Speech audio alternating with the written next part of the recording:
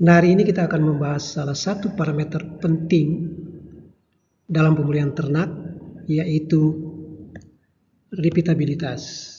Nah, apa itu repeatabilitas? Repeatabilitas sebenarnya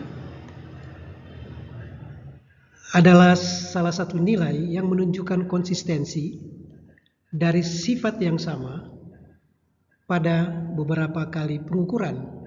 Saya memberikan contoh, apabila kita memelihara sapi perah dengan nilai repeatabilitas tinggi, maka produksi susu setiap laktasi berikut itu adalah stabil, sesuai dengan hasil sebelumnya.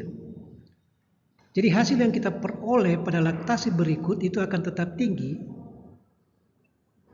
kalau pengukuran sebelumnya tinggi. Artinya dia ditemukan secara berulang atau repeat. Nah, nilai repeatabilitas itu berkisar antara 0 dan 1. Kalau dia 1, maka sifat unggul ternak, karena kita memelihara ternak pasti memiliki sifat unggul, akan dijumpai pada ternak tersebut, pada ternak yang sama, saat kita mengukur sifat tersebut pada masa yang akan datang. Nah, ada 2 faktor penting yang mempengaruhi repeatabilitas. Pertama adalah genetik, dan yang kedua adalah lingkungan. Nah, kedua faktor ini,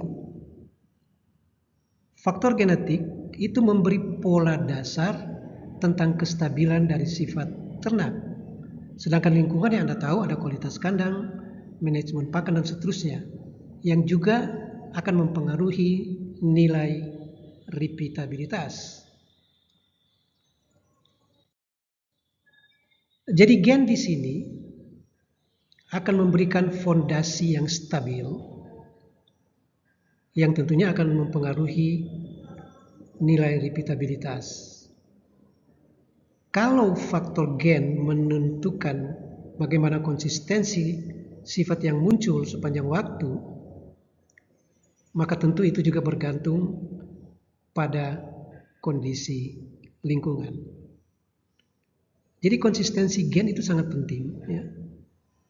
Makanya sifat itu adalah ekspresi dari gen, sehingga apabila gennya stabil, maka sifat yang dalam hal ini tadi contoh produksi susu itu akan sangat berulang kalau kita mengukur produksi yang sama pada pengukuran selanjutnya. Nah, bagaimana implikasi terhadap seleksi dan pemulihan ternak dari pengetahuan tentang repeatabilitas ini? Kalau repeatabilitas tinggi, maka program seleksi Anda akan lebih mudah karena repeatabilitasnya tinggi. Jadi seleksi yang Anda lakukan cukup sedikit saja. Saya kasih contoh begini, kalau ada populasi ternak, kembali ke contoh sapi perah, kemudian Anda tahu bahwa produksi susu dari ternak tersebut adalah tinggi, maka Anda tidak berpikir panjang untuk menyeleksi ternak itu. Kalau Anda tahu nilai repeatabilitasnya. Kalau repeatabilitas tinggi, itu artinya saat Anda menyeleksi, Anda sudah yakin sesuai dengan indikator hasil sebelumnya. Sehingga memilih hewan berdasarkan repeatabilitas dari sifat yang Anda inginkan itu mempercepat kemajuan genetik, dan otomatis dia akan mengoptimalkan program pemulihan.